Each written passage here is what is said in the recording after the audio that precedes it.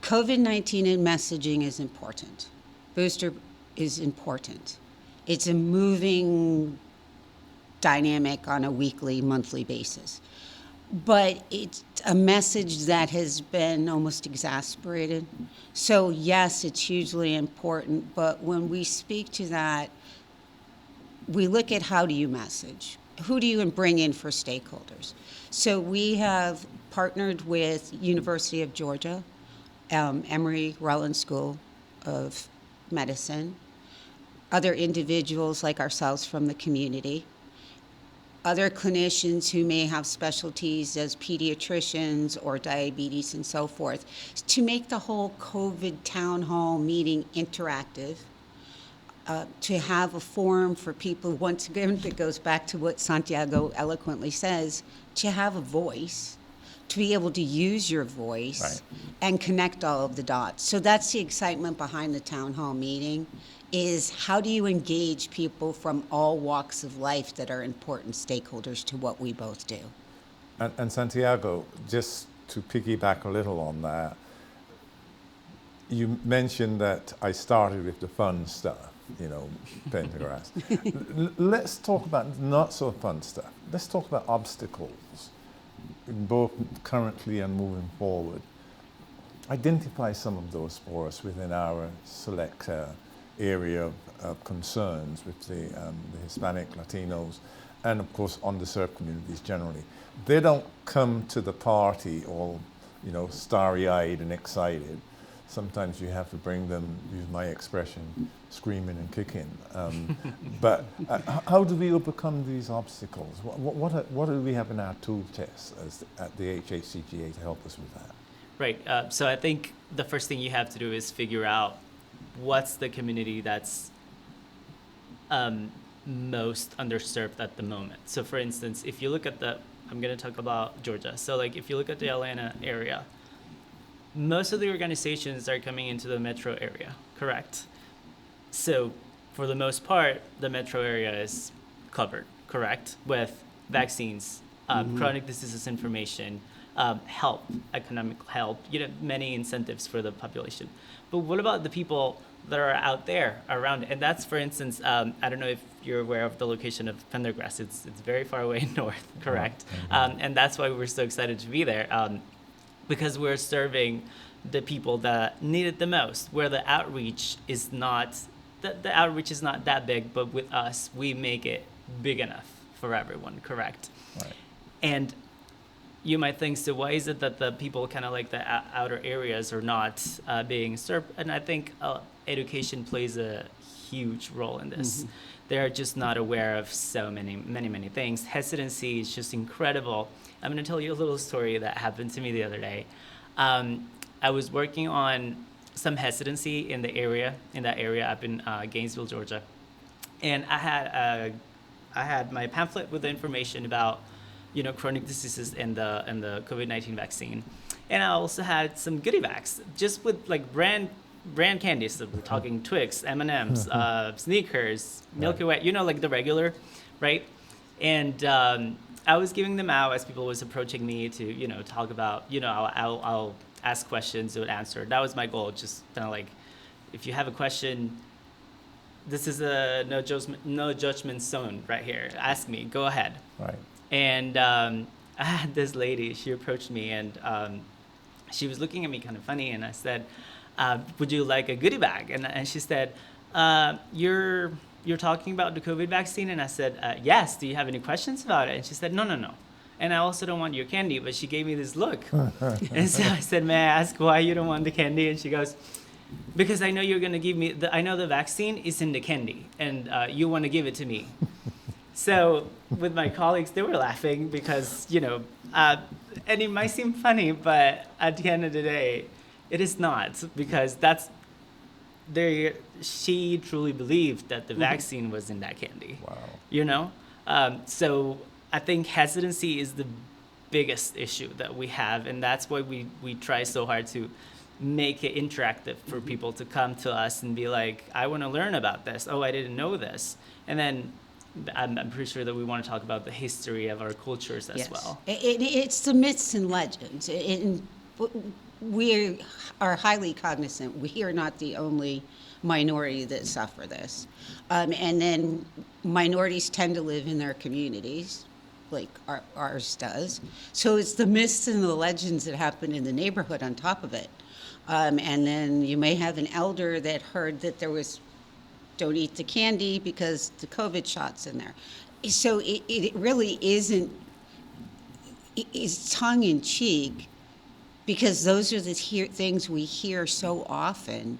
And the further out you go in the community, the more you hear it. Back to Santiago's point, is because those are the places that resources never go to. It's too inconvenient for them, or they don't know how to approach it. So what may have happened in a metroplex 2 years ago or a year ago, the minority populations and underserved in more rural areas are catching up in that education. So we never take it for granted. Just because a group knows that doesn't mean that if I pitch a stone 100 miles north, that they do know it. Right, right. So Bella and Santiago, thank you for that. That's excellent. It's always good to know that actions are yielding fruit and results. So let's talk some more about those, about the achievements. Given that we've said that we now believe this organization, the HHCGA, is crucial to better health outcomes, how would you characterize those important achievements that has been, very relevant to effectuating the mission? How would you characterize those right now? Despite everything we've gone through in COVID and all of our stakeholders and partners, as one of the leads for the state, we were integral in the creation of the state of Georgia's 5-year cancer plan in public health policy and how to have better health outcomes. We came together with the stakeholders of Tennessee and Florida for SEAL going forward, which will give us greater trajectory and bigger voice.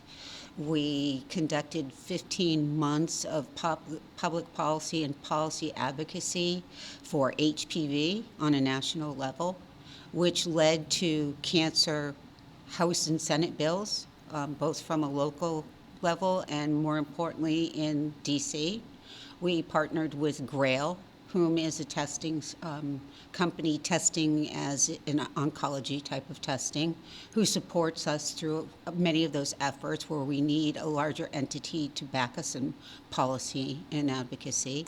We were able to accomplish things in diabetes, in actual get up and move for children, how do you deal with behavioral sciences to begin with, mental health, addiction, and placing those stakeholders together. So they were never left in the shadows, and there have been some very demonstrative accomplishments through the mission. I think also by what Santiago has seen and what we do in expansion of, we were speaking earlier about La Vaquita, taking education to a new level, making it relatable, messaging. It is delivered, it is done, it's created.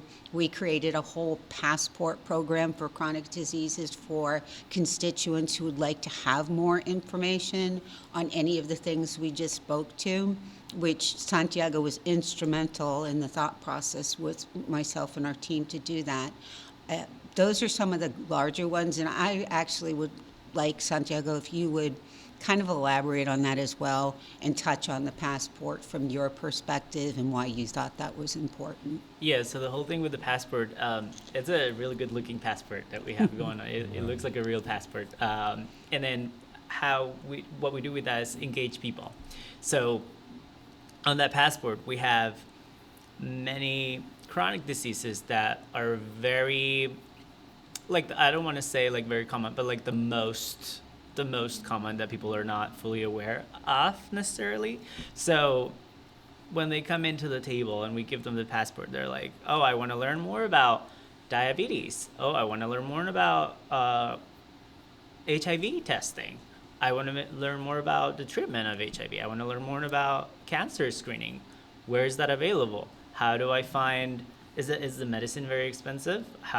Where do I find that? Is it like, do I need, and I think this is a important point that we didn't touch earlier. And I think when we work together, one, I want to say rule that we have is we do not ask for personal information at all. We make sure that we put a sign, big sign that says, you do not require insurance for this.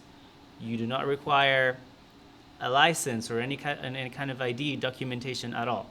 Come in, like I was saying earlier, judgment-free zone. We're not here to judge you. We're here to help you. It doesn't matter where you come from. And I think Latin community is our specialty, but we focus on everyone. Mm-hmm. Everyone is more than welcome here. Mm-hmm.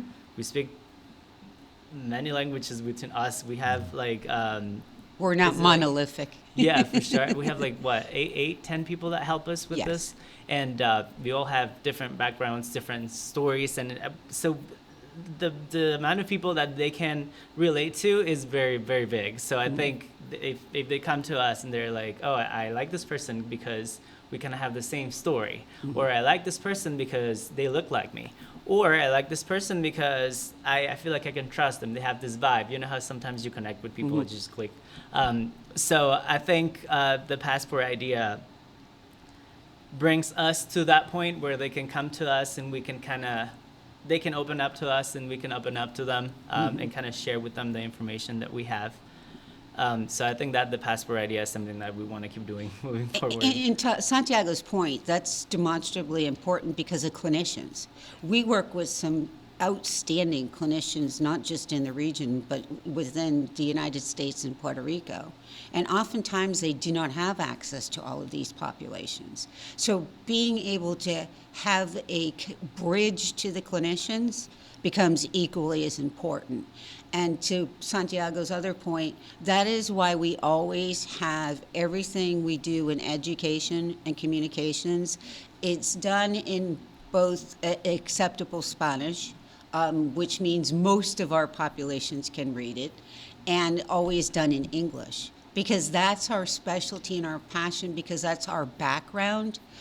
But we've seen people from all races, cultures, ethnicities, and they still ask us for help. So we purposefully made certain that it's communicated in both languages.